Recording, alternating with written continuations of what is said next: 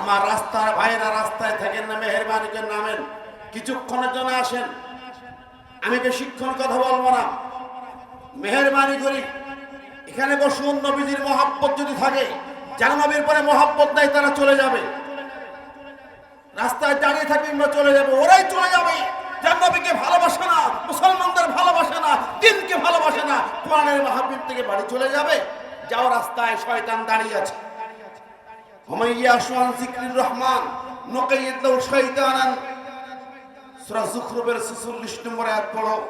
আল্লাহ বলে দিয়েছেন যারা কোরআনের এই মঞ্চ থেকে এখন ফিরে চলে যাবে, রাস্তার মাঝখানে শয়তান তোমার ঘাড়ে নিযুক্ত করে দেওয়া হবে, তুমি শয়তানের বন্ধু হবে, শয়তানের গোলাম হবে, শয়তানের তাবেদার হয়ে বাড়ি যাবে।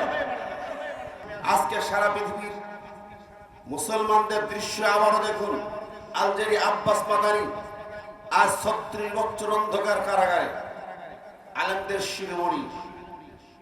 আপনার আমার ভূখণ্ডের অসংখ্য আলেমের দৃশ্য জানা আছে না নাই? কোরআনের হক কথা বললে দেশে থাকতে পারবেন না, থাকলে জেলখানায়, না থাকতে পারলে হয় মাটির নিচে অথবা অন্য দেশে চলে যেতে হয়। জোরে বলেন ঠিক নেবে ঠিক। তাফসীর মাহফিল দিয়েছেন, হক কথা শুনবেন নাকি আপনারা অন্য পথে হাঁটবেন? কোরআনে কিছু হক কথা শুনতে রাজি আছেন? আমি আমির ইসলাম বিলালি কয়নে অনেকদিন আসিনি, জানা আছে আপনাদের। কথা হবে কোরআন থেকে, রাজি আছেন না নাই? কথা হবে বর্তমান সময়ের কথা হবে, ঠিক না ঠিক? মানতে রাজি আছেন না নাই? হক কথা কলিজা বড় করেন, হক কথা বলতে হবে, শুনতে হবে, মানতে হবে, সত্যের পথে চলতে হবে, সত্যের ঝান্ডা হাতে নিয়ে নামতে হবে।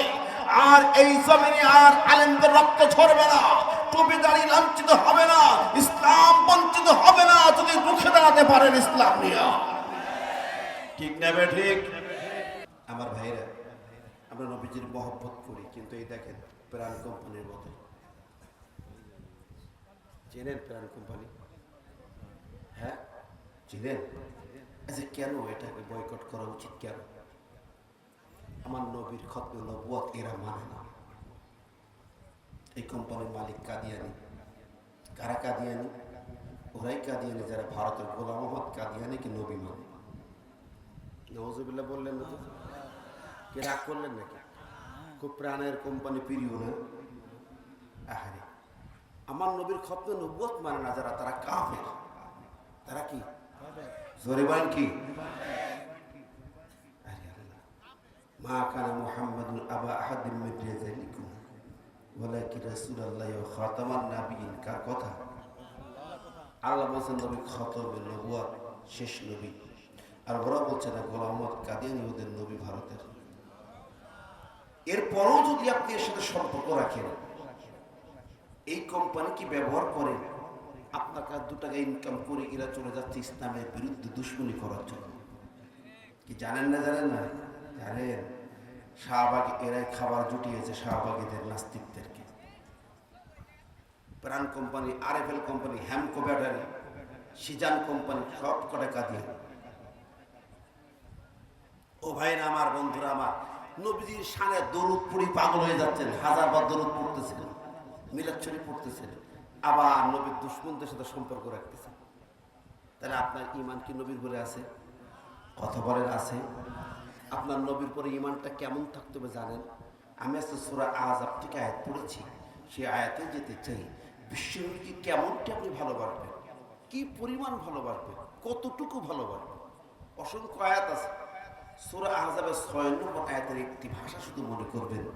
আল্লাহ পাক বলতেছেন, আন-নাবিয়্যু আওলা বিল মুমিনিনা মিন আনফুসিহিম। আল্লাহ বলতে শোনো, নবী তোমার কাছে কতটুকু মর্যাদাবান, কতটুকু মহব্বতের মানুষ হবে শোনো। আওলা, আন-নাবিয়্যু আওলা, ইসমে তাফজিল সিগা আওলা, সর্বশ্রেষ্ঠ, আফজাল, আকরাম, সবচেয়ে বেশি মর্যাদার, সবচেয়ে বেশি সম্মানের হবে নবী তোমার। বিল মুমিনিনা, ঈমানদারদের কাছে আওলা, সবচেয়ে বেশি দামি, সবচেয়ে বেশি মর্যাদাবান, সবচেয়ে বেশি সম্মানী। কেমন হবে?